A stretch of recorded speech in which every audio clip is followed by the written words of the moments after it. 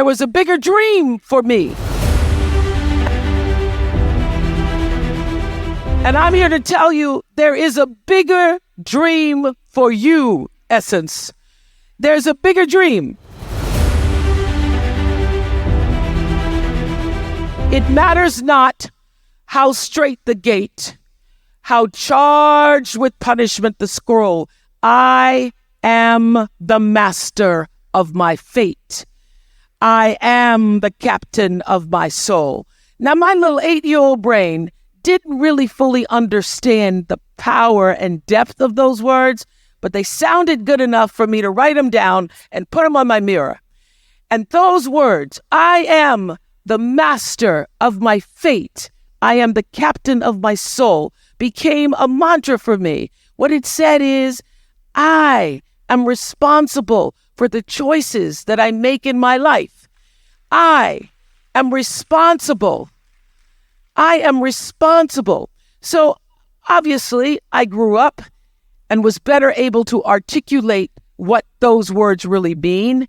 And I discovered in physics class, those of you who remember physics, the third law of motion. You remember what that is? For every action, there is an equal and opposite reaction. So what does that mean? That means everything that you are putting out into the world, every action, bam, there is an equal and opposite reaction. It means no matter what you do, the energy of what you do, what you say, and most important, the energy of who you are is going out into the world, into your home, into your relationships, and that energy is always coming back to you. You are responsible for the energy that you are pulling out into the world, because that very energy, bam, is coming right back to you every single time, whether you believe it or not, because it is law. It is law. It is law that what you put out into the world is coming back. Now, in our country and many countries all over the world, they call this the golden rule. They say, do unto others as you would have them do unto you. The truth is, whatever you do is already done. The truth is, so when I learned this, that I am the person who gets to control what comes back to me based upon what I'm putting out. Miss Seeley tried to tell y'all in The Color Purple, everything you try to do is already done. So when I figured that out, what I'm putting out is what's coming back. Let me get real clear about what it is I'm putting out. Real clear. So I read a book about 1989 called Seed of the Soul. And in that book, Gary Zukav talked about the laws of karma, of the laws of cause and effect, the third law of motion. And in that book, he talked about how your intention is always one with the law.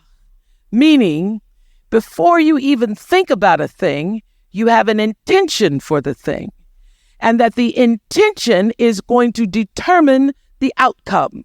That's why the same people can go to the same church service and somebody walk down the aisle just to be seen to put some money in the church, and somebody else who just goes and just has a little bit to offer.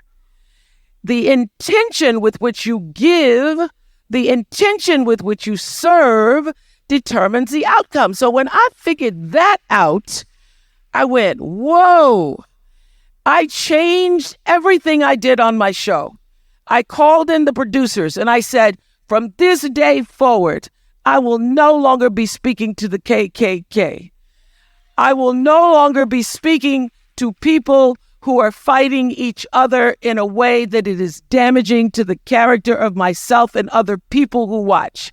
From this day forward, I am only going to do intentional television. And they're like, how are we going to do that and still win? The reason we remain number one for 25 straight years is because every single day I would have a pre-show meeting and have the producers come in and state to me, what is your intention?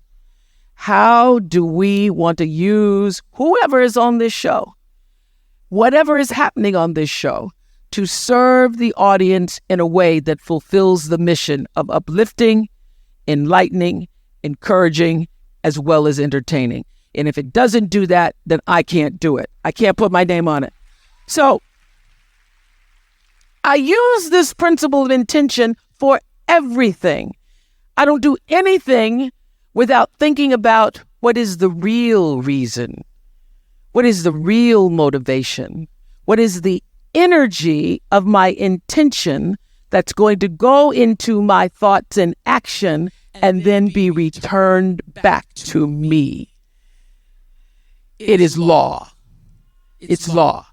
So the very first time I practiced this principle, there was a woman on the show whose daughter had been murdered by her boyfriend. And I went into the green room. I said, I'm going to see if this works. I said, can you tell me what's your intention? I said, tell me what's your intention in being here. And she said, what do you mean? I'm here because your producers asked me to come. I said, but what is the reason you said yes? What did you intend when you said yes? And she said, I wanted people to know. Everybody asked me about my daughter's death and how she was murdered by her boyfriend. But I wanted people to know that my daughter was a real person. My daughter was loved, and she loved us. I want people to know that my daughter had a life that goes beyond her death, that's bigger than her death, that her life was bigger than her death. I said, okay, I can help you with that intention. Let me tell you what I intend. I intend to literally exploit your daughter's life, to tell the story in such a way that every other 16-year-old girl who is being abused by her 18-year-old boyfriend will see themselves in the story of your daughter. They will hear that she had a life. They will hear that everything seemed normal on the outside, but see themselves in her story and be able to be empowered by the life and death of your daughter. So every question that I ask you is not me trying to be just a voyeur. I'm using and asking the questions explicitly for a reason, for an intention to get people to see themselves. That is the first show I won an Emmy for. And I will say that this principle of intention I use in everything. For the last interview that I did with Whitney Houston, we did the, hey girl, how you doing? Oh my God, good to see you. So. Then I say, turn the cameras off. I say, Whitney, tell me, what is your intention? Why are you doing this interview? Why did you want to sit with me? What is it you want to happen at the end of these 2 hours? Tell me what it is you want, because I control the mic and I can make sure that happens. And I've used that principle for every area of my life. I don't do anything, and I ask that you consider not doing anything that you don't truly intend. Do not allow yourself to be marginalized and defined by other people's agendas and intentions, because the power of your story lies in your personal intention. So it is my intention to fulfill the dream of the Creator. It is my intention to live to the highest calling and be pressed to the mark of the highest calling that I have come to do. And when you can ask the Creator, ask that which made you you, what is your dream for me? I guarantee you, instead of you trying to define the dream, what is your dream for me? If you're able to lean into the dream that the universe and all the forces of of light and love and power and grace by all the names that we call God has for you. Nobody can touch you. Nobody can touch you.